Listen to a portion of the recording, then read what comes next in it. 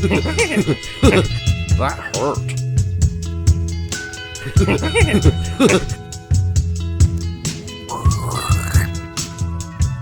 More verticality.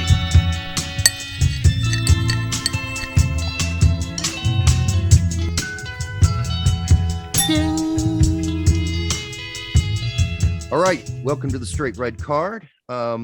We have been blessed by a certain person coming on the show tonight, and it was amazing. I had nothing to do with setting it up, which was highly unusual. Neither did I. But I want to welcome to the show K Golazzo's own Jimmy freaking Conrad. Welcome to the show. What's up, guys? Thanks for having me. I brought my own megaphone. Is that okay? Is that allowed? I don't know how this works. I guess. I mean, I just want to sound louder than you guys. Isn't that how it works on the internet? Whoever screams the loudest gets the most attention. I just want to make sure I get the most attention. You will get plenty of attention, but it does sound like you're in a bathroom, actually, when you use that thing. That's right. For the first handful of months, it sounded like us speaking through ham radio. So we're all good. Yeah. Right. And so, Jimmy, the last time you were on our show, it was a decade ago. Was it really? It was 10 years ago. Yeah. Am I right, Brett? That's got to be that was back when Chicago was good. Yeah. And we were on Big Soccer, and you came on, and we talked about the Freddie Adu, and you made some incredible predictions way back then, saying if he doesn't work harder, he's not going to make it. And you were right. He didn't make it. No, he didn't make it. And he even came out then and said, it's because I didn't work hard. So there you go. But you were giving us all these things, those rundowns about US camp, and everybody was out, having to do the runs and the jogs, and he was just kind of trotting along behind everybody. So great info back then that, foresaw the future. But I have to ask you, tell us what's up besides K Golazzo, which is a great show. I watch you and Heath all the time. What's up? What else are you doing? Yeah, good question. No, I appreciate the little mini platform here to be a shill for my own good. So I work with CBS Sports and CBS Sports HQ and Paramount Plus. So I do a lot of their Champions League and Europa League coverage as a wagering analyst. So we're putting those predictions to good use. So hopefully people can make some money on what I say. And that's how I kind of got in. Hasn't worked out for me yet. I'm sorry about that, but that's how I got my foot in the door. And I've kind of parlayed that into a bigger role where I'm more of a traditional analyst for their coverage on HQ.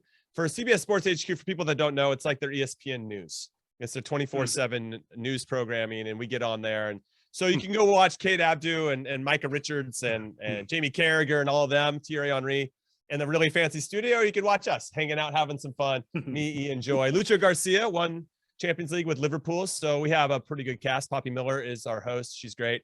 Right. So we have a lot of fun, and I use that as another tool as I started a podcast with Luis Miguel Echegaray, that I would be one of the regulars for the K Golazo podcast. And once World Cup qualifying started, we thought it'd be a good time to start the U.S. Men's National Team Hour. So Heath and I, two of your favorite former U.S. Men's National Team players, everybody, step up and talk shop about the game. And it's great. There's so much energy around the U.S. Men's National Team and what they do or don't do, or how they play or don't play. So it's cool to get in there and be a part of that conversation that is existing on all platforms, and just weigh in with our 2 cents and what we see, given our experience and based on some of our relationships, because we know some of the players that still play on the team, and it's interesting. It's a fun adventure, and I appreciate you guys listening to that. And then I partnered with Twitch. So I signed a 1-year deal with Twitch to only stream sports on a video game platform. And that's been fun. I've been part of their Twitch Olympics. So I worked with their NBC stuff. They have a lot of NFL stuff. They bought Thursday Night Football. Amazon owns Twitch, for all those that don't know. And I'm kind of working in the beautiful game side of things. So, you come watch and hang out with me for watch parties. I have a daily show. It's like a kind of a news daily show-esque / kind of talk show type stuff. So it's been fun. It's been a great experiment to test my skills in a lot of different ways. And I think it'll provide me with more, let's say, experience to, I guess, give me value moving forward once I kind of get into off camera. I know everybody wants, my mom says I have a face for radio, but everybody else thinks I'm all right. And I don't know why my mom would say that. It's very rude of her to say, because we have the same face, but at some point I'm going to transition to more behind the scenes, and it'll be fun. if she thinks you have a face for radio, there's a reason. That's There's funny. a reason. Yeah, I we said- don't. I We said the don't even exact same show thing our about- faces. Yeah, I said my wife says the same thing forever. I've said it forever. Yeah. But Twitch is kind of using you as sort of their test hamster. To 100%. see how sports works on there. And I wish you all the best on that because Thank you. I think it'll be awesome. Another quick question before we actually move on to real soccer. But Sure. do you still own cats? Didn't we have a cat discussion at one point? I do. way I back in the do. day? Yes, we had one. Rest in peace to Digit the cat. Okay. Yeah, king of Yeah. all math cats. He unfortunately passed away when we were living in New York City. And it took us about 5 years. We were so devastated. It took us about 5 years to get two. So we just picked up two from the shelter a year and a half ago. And they are pains in my asses, but I love them. It describes Well, cat ownership perfectly. That's right. I love it though. come on, cat ownership is way easier than dog ownership. 100%. Dogs I agree with need that. you. I agree with Dogs need. Cats are like, I don't really need you, but hey, Was it- I'm there's around if you need me. Exactly. There's an old YouTube video called the Sad Cat Diaries, Uh-huh. and there's also Sad Dog Diaries. And the dog talked about how a cat is a magical being that looks like a teddy bear mated with a cactus, but it's a lot less fun to play with. That's amazing. That's a good one, Brad. I got to hold on to that one. Use that in polite company. So here we go. Let's jump into the soccer Let's do it. before Jimmy thinks we're insane people that No. just don't talk about soccer. We do. That's actually what we do. He For about, listens to our show if that's what he thinks. well, we talk about soccer about 70% of the time. The rest of it is life questions. Of course. I mean, that's what it's about, right? Yeah, Life exactly. questions. In the end, life is Life. It's It's all deep and- intertwined. It's all intertwined. It is. It's a web. So Pepi, I know you already talked about this with Heath today, so you're probably sick of hearing it, but he's apparently going to Wolfsburg, apparently, according to Transfer Market, who are generally pretty reliable. Mhm. And I listened to the show, and Heath is really kind of stressed out about that. He's like, this could work out bad. He could play or not play himself off of the U.S. men's national team by riding a lot of pine, say Ethan Horvath style. And I mean, and you weren't like overly optimistic, but you did sort of, you brought some of the positives, but generally are you still nervous? I'm nervous. I'm only nervous because I don't know what he's walking into in terms of formation. If Ricardo Pepi goes over there and he has to compete with Wout Weghorst, the 29-year-old striker, for minutes, Yeah. is it a good move? But if he goes over there and they're going to say, hey, we're going to play with two strikers, it's going to be you and Wout Weghorst, and you're going to be working off of his shoulder, either dropping underneath to create a numerical advantage in midfield, or you're going to play high and Weghorst is going to do that type of work and try to pair with Lucas Mecca, who's very good, who's on loan from Man City. He's got 6 goals in all comps. I like that actual trio. But with regard to the rest of the service, I just fear, having been in this situation before as a player, that when you're in the middle of a 7-game, you haven't won in 7 games. You've lost all 7. And it doesn't look good. And you have a manager and a club that isn't known for really bringing along young Americans in a positive way. Yep. There's it's cool to go to the and- Bundesliga, man. I mean, yes, they were in the Champions League group stages. I mean, they have something about their team and they have enough talent to turn this around.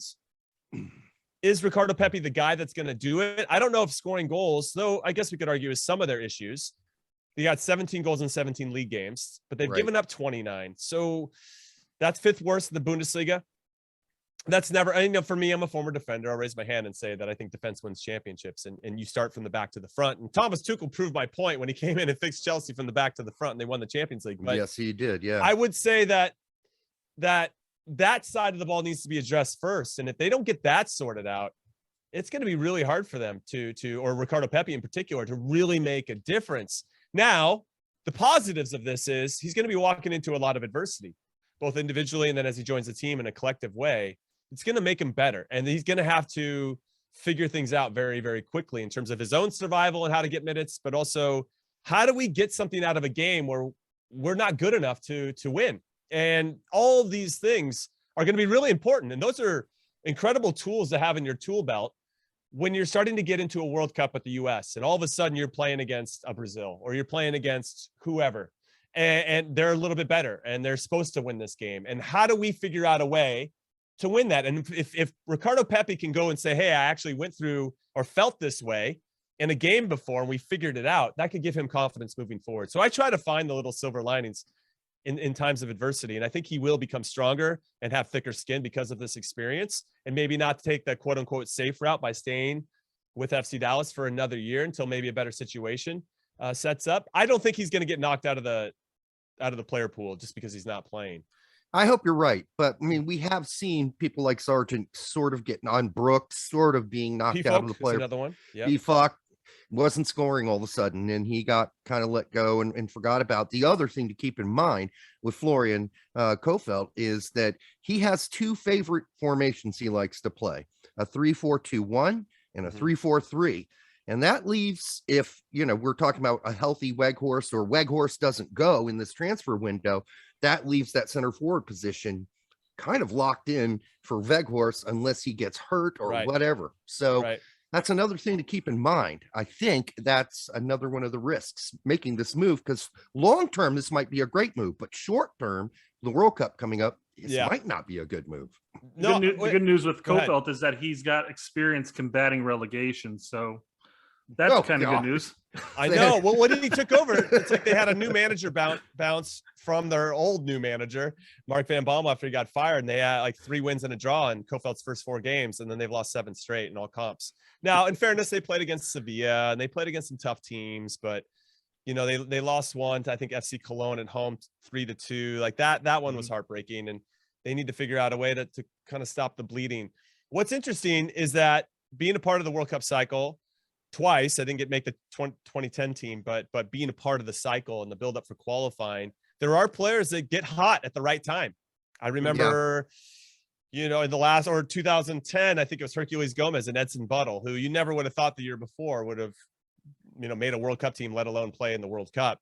And both of them did, because they just caught fire at the right time. I still think there's going to be a player or two that are going to do the same thing. Is that going to be, not to say they're going to replace Ricardo Pepi, but they're going to be maybe pushing for something. And maybe it's a player we already know that's going to find the form, and maybe it's a player we don't. And that's going to be pretty exciting. I think that's what I love about the process. Well, I think that the other thing I find very unusual about Kohfeldt since he's gotten there is the dropping of Jon Brooks out of the starting lineup, which is absolutely going to kill him going down the line. Although there are rumors that there is sort of an abrasive relationship between he and Gregg, and it's just rumors, but it's from good sources.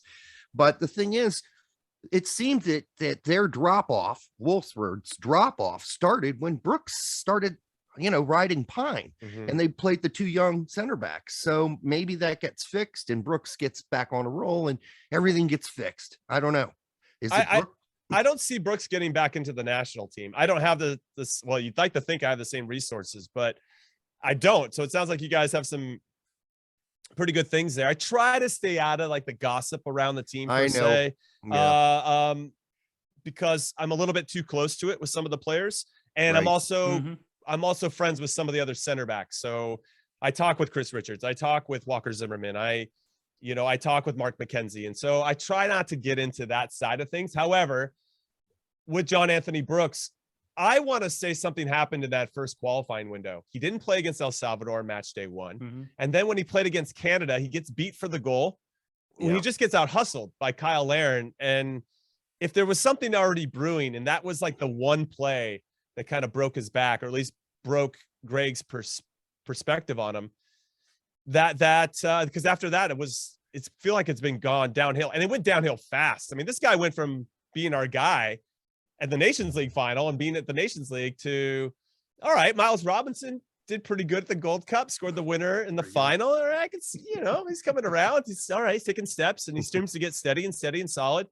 And all of a sudden, I think Gregg's just like, you know what, I got other guys I can trust and other guys I can count on with all the quote unquote, I'm going to put these, like maybe any bitching or moaning, potential bitching and moaning that might be happening from Brooks for whatever reason.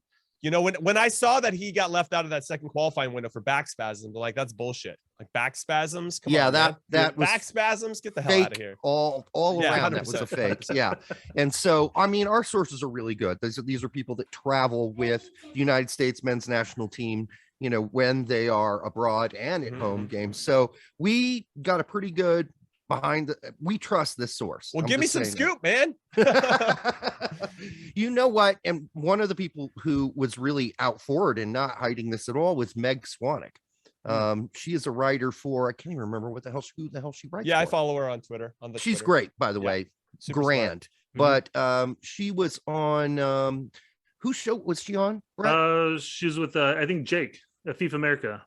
No, wasn't Jake. Sam? Wasn't Jake. Sam. It was Sam. It's one of those dudes. And I don't know if you know Sam from what is Report. it? Yanks Report. Great guy, does a lot of great interviews. He had her on, and she wouldn't go the full 100%. Like, you know, I've heard behind the scenes, but she got really close to saying there's something not right there. That hurt.